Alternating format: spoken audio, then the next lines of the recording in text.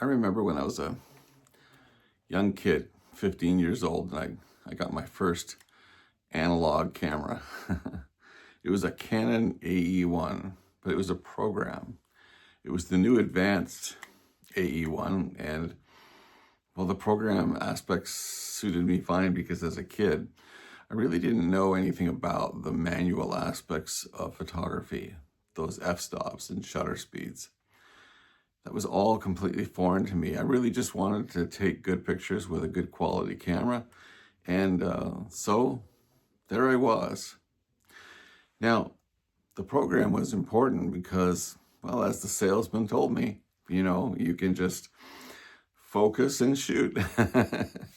And so I was thrilled with that, and I got my camera, and I even eventually got some zoom lenses and all kinds of cool stuff that you get with your 35 millimeter camera.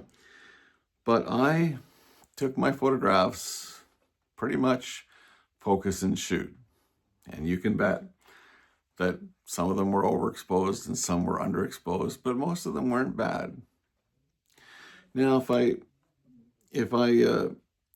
wanted to, I could just keep shooting like that, and I did.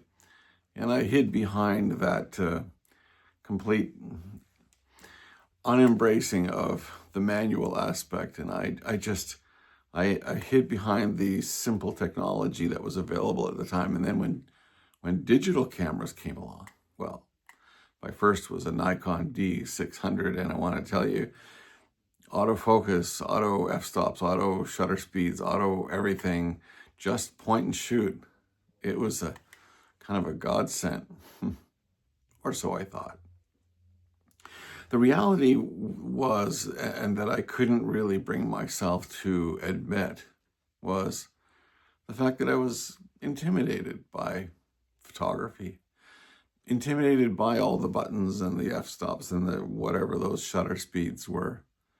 I just couldn't really get my head around that whole thing. And then years went by, thousands of photographs, but the passion wasn't really there. They could take beautiful pictures, and I went out and did like everybody. I shot nightscapes and I shot sunsets and I took it on vacation and all the rest. But there was no real song in my heart about it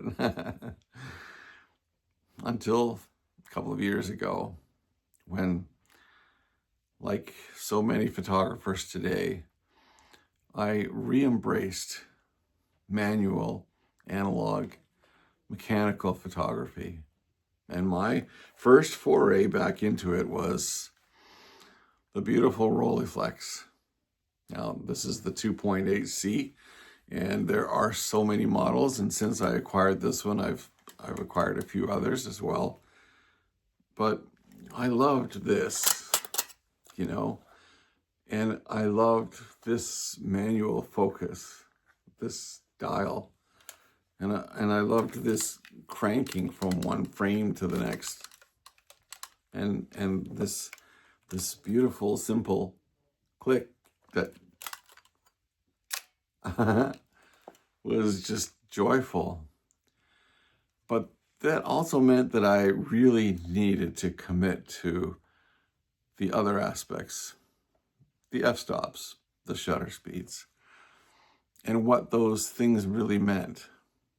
So I started to attend a great university called YouTube University. And I found lots of YouTubers that were more than happy to explain every tiny little detail of how to get your head around how to use not only this camera, but my Yashica 35 millimeter that I recently picked up, and others. And all of a sudden, taking pictures became a joyful experience that I just can't get away from now. I carry this thing everywhere I go. And by the way, for those of you that are terrified of analog photography, well, you see, first of all, here's a simple explanation. You look through there. you turn this dial and you focus. And then when you're going to take a picture, there is a dial on the top here that is, get my hand on it here, is for f-stops and for shutter speeds. There's a dial over here for that as well. And well, what do you set it at? Well, on YouTube University, I learned that if on a bright sunny day I went outside and I put my settings at, say, f8, and if I put my shutter speeds at 1/25th, I could pretty much focus and shoot most pictures. But then I developed the pictures, and later on I'd see that some were a little too gray, underexposed, some were a little oversaturated and lost a lot of detail from the blacks, from the dark shadowed areas. That's when I realized, well, I can just slow the shutter speed down a little bit to get a longer exposure, or open the f-stops up a little bit more, or vice versa. And it became that simple. If it was a cloudy day, instead of f16 for sunny 16, I could just bump it back to f11 or f8. And all of a sudden, the logic of light and shadows made a lot of sense to me. And I know for all of you analog heads out there, old timers and newbies who understand all of that, well, this is kind of funny to you.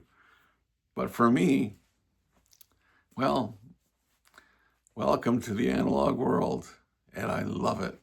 And you will too if you are intimidated by these things. I encourage you to go get one, and you'll have pictures that you'll be very proud of. Some of them not so much. None of us love everything we shoot, but they'll get better and better with time.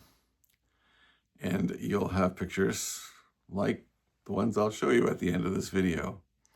Now, if you enjoyed this video, I'd love to hear your comments, read your comments about your experience with, well, one of these or whatever your analog camera is, your Leica, your Yashica, your Canon or Nikon or whatever you use.